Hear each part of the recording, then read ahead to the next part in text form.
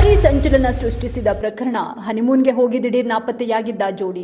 ತೀವ್ರ ಹುಡುಕಾಟ ನಂತರ ರಾಜ ರಘುವಂಶಿಯ ಛಿದ್ರಗೊಂಡ ಮೃತದೇಹ ಹಳ್ಳದಲ್ಲಿ ಪತ್ತೆಯಾಗಿತ್ತು. ಪತ್ನಿಯೇ ಮಾಡಿದ ಮಾಸ್ಟರ್ ಪ್ಲಾನ್. ಇದೀಗ ಮೇಘಾಲಯದ ಪೊಲೀಸರಿಗೆ ಪತ್ನಿ ಸೋನಂ ಶರಣಾಗಿದ್ದಾಳೆ. ಪತಿಯನ್ನು ತಾನೇ ಮುಗಿಸಿರೋದಾಗಿ ಆಕೆ ಹೇಳಿಕೊಂಡಿದ್ದಾಳೆ.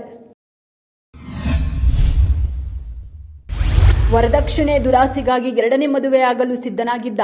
ಇನ್ನೇನು ಹಸೆಮಣೆ ಏರ್ಬೇಕು ಅನ್ನುವಷ್ಟರಲ್ಲಿ ಇಡೀ ಚಿತ್ರಣವೇ ಬದಲಾಗಿ ಹೋಗಿದೆ.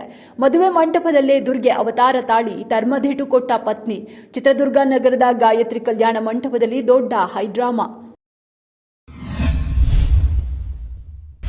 ಚೀಟಿ ಹೆಸರಲ್ಲಿ ಇಡೀ ಏರಿಯಾ ಜನರಿಗೆ ಮಕ್ಮಲ್ ಟೋಪಿ ಹಾಕಿ ಎಸ್ಕೇಪ್. ಸುಧಾ ಸಿದ್ದಪ್ಪಾಜಿ ದಂಪತಿ ಮಾತು ನಂಬಿ ಲಕ್ಷ ಹಣ ಕೊಟ್ಟಿದ್ದ ಜನರು. ಸುಮಾರು 200ಕ್ಕೂ ಹೆಚ್ಚು ಜನರ ಕೋಟಿ ಹಣದ ಜೊತೆ ಪರಾರಿ. ಪುಟ್ಟೇನಹಳ್ಳಿ ಪೊಲೀಸ್ ಠಾಣೆಯ ಜರಗನಹಳ್ಳಿ ದಂಪತಿ ಕಾಣೆಯಾಗಿದ್ದಾರೆ ಎಂದು ಕುಟುಂಬಸ್ಥರು ಕಂಪ್ಲೇಂಟ್.